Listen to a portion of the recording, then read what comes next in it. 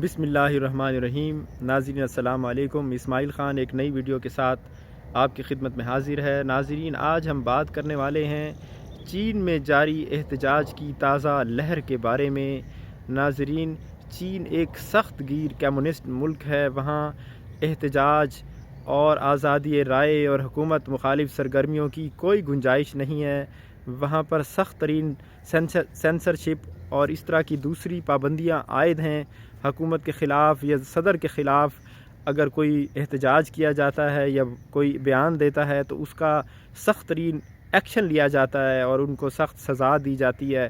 لیکن چین کی جو پالیسی زیرو کووڈ پالیسی ہے، جو 2019 سے ہی جاری ہے، جس کی دنیا میں تعریف کی گئی، پاکستان میں بھی اس کو سراہا گیا تھا، لیکن ہر چیز کا ایک وقت ہوتا ہے، ہر بات کی ایک لمٹ ہوتی ہے۔ اب لمٹ کراس ہو چکی ہے۔ چین ابھی بھی اپنی پرانی روش پر گامزن ہے۔ پوری دنیا کووڈ جو پابندیاں تھیں وہ اٹھا چکی ہے اور صرف احتیاطی تدابیر سے کام چلایا جا رہا ہے۔ غیر ضروری احتیاطی تدابیر یعنی ماسک کی پابندی بھی ختم ہو چکی ہے۔ اس کی مثال آپ قطر میں ہونے والے فیفا ورلڈ کپ میں دیکھ سکتے ہیں۔ کسی قسم کی کرونا پابندیاں عائد نہیں کی گئی ہیں۔ لوگ آزادانہ جو ہے میچز دیکھ رہے ہیں اور انجوائے کر رہے ہیں۔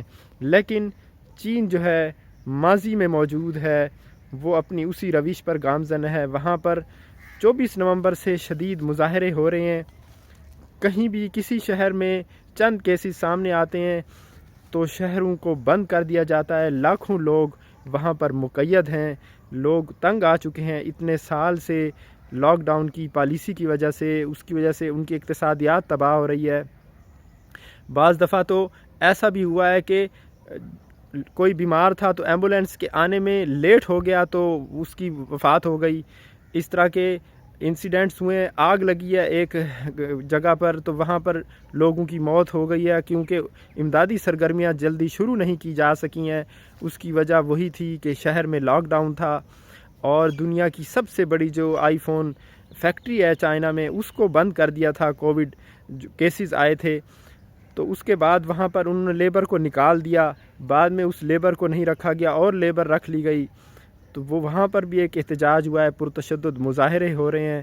ناظرین، یہ صورتحال سنگین ہے اور لوگ چینی صدر جو ہیں اس کے خلاف نعرے لگا رہے ہیں، استعفے کا مطالبہ کر رہے ہیں، کمیونسٹ پارٹی پر تنقید کر رہے ہیں اور کہہ رہے ہیں کہ یہ کوئی سائنٹیفک اپروچ نہیں ہے کہ آپ شہروں کے شہر بند کر دیتے ہیں اور لوگوں کی زندگی کو عذاب بنا دیا ہے۔ ان کا جینا جو ہے وہ محال ہو چکا ہے اور لوگ بزنس کرنے سے ڈرنے لگے ہیں، انویسٹ کرنے سے ڈرنے لگے ہیں کہ کہیں بھی ہم نیا بزنس شروع کریں، کاروبار شروع کریں، کیا پتہ اس شہر میں لاک ڈاؤن لگ جائے تو ہمارا سارا کاروبار جو پیسہ ہے جو انویسٹ کیا ہے بزنس میں وہ تباہ ہو جائے۔ تو اس طرح کی صورتحال ہے چائنا میں۔ امید کرتے ہیں کہ چینی حکومت لوگوں کے مسائل کو سمجھے گی اور ان مسائل کو حل کرنے پر توجہ دے گی۔ ناظرین، آج تک کے لیے اتنا ہی۔